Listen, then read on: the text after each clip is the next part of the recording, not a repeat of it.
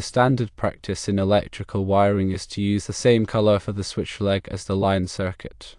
This uniformity simplifies circuit identification and tracing. Maintaining consistent white colors throughout a circuit reduces the potential for confusion during maintenance or troubleshooting. While it's common to use the same color, there are instances where different colors might be employed. For instance, in a three-way switch configuration, using distinct colors for the two switch legs facilitates identifying which wire connects to each switch. The decision on which color scheme to implement ultimately rests with the electrician, taking into account project requirements and safety considerations. However, unless there is a specific justification for deviating, adhering to the practice of using the same color for the line circuit and switch leg is generally recommended. The reasoning behind using the same color is to minimize confusion and enhance safety. Consider a scenario where multiple circuits are present within a junction box. If different colors were arbitrarily assigned to switch legs, tracing the circuit back to its origin could become unnecessarily complex and time-consuming. This complexity increases the risk of errors, especially during maintenance or modifications. Standardizing wire colors reduces the cognitive load on electricians and promotes consistency across installations. In scenarios involving three-way or four-way switches, the traveler wires connecting the switches are often differentiated by color to distinguish them. The National Electrical Code, or NEC, doesn't explicitly mandate specific colors for switch legs in residential wiring, but it does provide guidelines for identifying grounded and ungrounded conductors. Grounded conductors must be identified by a continuous white or gray covering, while ungrounded conductors should be readily distinguishable by color coding. Electricians often use black, red, or blue for ungrounded conductors. The NEC Section 200.7 addresses use of white or gray color. The white or gray color is used for the grounded neutral conductor. The NEC Section 210.5 addresses color code for branch circuits. For branch circuits, the NEC requires that the grounded conductor be identified by a continuous white or gray color, and the ungrounded conductors be identified by readily distinguishable color other than white or gray. This requirement helps to ensure that electricians can easily identify the grounded and ungrounded conductors in a branch circuit. The NEC Section 310.11 covers marking of conductors. This section provides detailed requirements for the marking of conductors, including information about conductor size, voltage rating, and insulation type. It also specifies requirements for identifying conductors with colored insulation or other markings. Many jurisdictions adopt the NEC as their electrical code, while others may have local amendments or variations. Electricians should be familiar with the specific codes and regulations applicable to their region. Always consult the latest edition of the NEC and any local amendments to ensure compliance. The NEC Section 404.2 addresses the color coding of switch loops. It states that the grounded conductor of a switch loop shall be identified by a continuous white or gray color, and the ungrounded conductor shall be identified by a readily distinguishable color other than white or gray. The NEC Section 210.4 addresses multi-wire branch circuits. This section provides requirements for multi-wire branch circuits, which are circuits that consist of two or more ungrounded conductors and a grounded conductor. Multi-wire branch circuits can be used to supply multiple loads from a single circuit, which can save on wiring costs. However, it is important to ensure that multi-wire branch circuits are properly installed and grounded to prevent electrical shock. Before undertaking any electrical work, it is crucial to de-energize the circuit at the breaker panel. Use a voltage tester to verify that the circuit is indeed energized before proceeding. This simple step can prevent serious injury or electrocution. When working with electrical wiring, always wear appropriate personal protective equipment, including safety glasses and insulated gloves. These precautions minimize the risk of electrical shock and other hazards. When making connections, ensure that all wires are properly secured using wire connectors or terminal screws. These connections can lead to overheating, arcing, and even fires. After completing any electrical work, thoroughly inspect the wiring to ensure that all connections are secure and that there are no exposed conductors. Use a multimeter to verify that the circuit is functioning correctly before restoring power. In commercial and industrial settings, the use of different voltage systems such as 277 volts for lighting and 480 volts for machinery may necessitate the use of distinct wire colors to avoid confusion. For instance, brown, orange, and yellow are commonly used for 480 volt systems, while black, red, and blue might be reserved for 208 or 120 volt systems. Maintaining consistency in color coding across different voltage systems helps prevent accidental connections and ensures the safety of personnel. The color gray is typically reserved for neutral conductors, but it can also be used to re-identify a conductor as a neutral in certain situations, such as when using a cable assembly with limited color options. However, it's essential to follow the NEC guidelines for re-identification to avoid creating confusion. When re-identifying a conductor, use colored tape or other approved means to clearly indicate its new function. The NEC section 314.16 covers box fill calculations.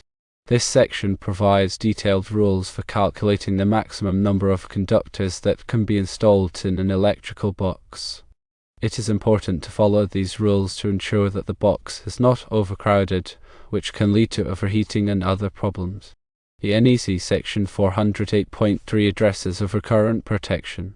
This section provides requirements for overcurrent protection devices, such as circuit breakers and fuses. Overcurrent protection devices are designed to protect electrical circuits from damage caused by overloads and short circuits. It is important to choose the correct overcurrent protection device for each circuit to ensure that the circuit is properly protected. The NEC section 110.3 covers examination, identification, installation, and use of equipment. Electrical equipment must be installed and used in accordance with its listing or labeling instructions. This includes ensuring that the equipment is properly grounded, that it is protected from physical damage, and that it is used within its rated voltage and current limits. The NEC section 250.118 covers types of equipment grounding conductors. This section lists the types of conductors that are permitted to be used as equipment grounding conductors. Equipment grounding conductors are used to connect the metal parts of electrical equipment to the grounding system. This helps to protect people from electrical shock by providing a path for fault current to flow back to the source. The NEC section 300.14 covers length of free conductors at outlets and switch points. Sufficient length of free conductor must be left at each outlet and switch point to allow for splices or terminations. The NEC section 310.15 covers ampacity of conductors. The ampacity of a conductor is the maximum current that it can carry safely without exceeding its temperature rating. The ampacity of a conductor is determined by its size, insulation type, and installation conditions. It is important to choose conductors with sufficient ampacity for the circuits they will be used in. The NEC table 310.16 provides ampacity ratings for various conductor sizes and insulation types. These tables are essential for determining the correct conductor size for a given application. For example, a 12 American wire gauge copper conductor with THHN insulation has an ampacity of 30 amps at 30 degrees Celsius. It's crucial to consult the appropriate table for the specific conductor type and insulation conditions. When directing conductors due to ambient temperature or the number of conductors in a raceway, the ampacity must be adjusted accordingly. The NEC provides directing factors to account for these conditions. For instance, if a conductor is installed in an environment with a high ambient temperature, its ampacity will be reduced. Similarly, if multiple conductors are bundled together in a raceway, their individual ampacities will be reduced to prevent overheating. The NEC Article 430 covers motors, motor circuits, and controllers. This article provides detailed requirements for the installation and protection of motors and motor control equipment. Motors are commonly used in various applications, such as HVAC systems, pumps, and machinery, and it's essential to follow the NEC guidelines to ensure their safe and reliable operation. The NEC section 430.22 covers single motor. Individual motor circuits must be protected by overcurrent devices, such as fuses or circuit breakers, sized according to the motor's nameplate rating. The overcurrent protection is intended to protect the motor and the circuit conductors from overloads and short circuits. The NEC section 430.52 covers several motors or loads. In motor circuits with multiple motors or loads, the overcurrent protection must be coordinated to ensure that the circuit is properly protected. This may involve using different types of overcurrent devices or adjusting the settings to account for the combined load. In industrial settings, where complex control systems and automation equipment are prevalent, adherence to wiring standards is paramount. Control panels often contain numerous relays, switches, and terminal blocks, each requiring careful wiring and labeling. Consistent color coding and clear labeling are essential for troubleshooting and maintenance. Proper documentation, including wiring diagrams and schematics, is crucial for maintaining the integrity of the electrical system. These documents provide valuable information for identifying components, tracing circuits, and diagnosing problems. Regular inspections and maintenance are essential for ensuring the continued reliability of electrical systems. This includes checking for loose connections, damaged insulation, and other signs of wear and tear. Addressing potential issues promptly can prevent costly downtime and ensure the safety of personnel. In hazardous locations, such as areas where flammable gases or vapors may be present, special wiring methods and equipment are required to prevent explosions. The NEC Article 500 and subsequent articles address these requirements in detail. Explosion-proof enclosures, intrinsically safe circuits, and other specialized equipment are used to minimize the risk of ignition in hazardous environments. The NEC Section 501.10 covers wiring methods.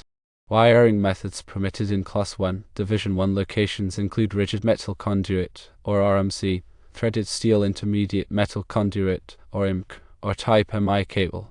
These wiring methods are designed to contain any explosions that may occur within the conduit system, preventing them from propagating to the surrounding atmosphere.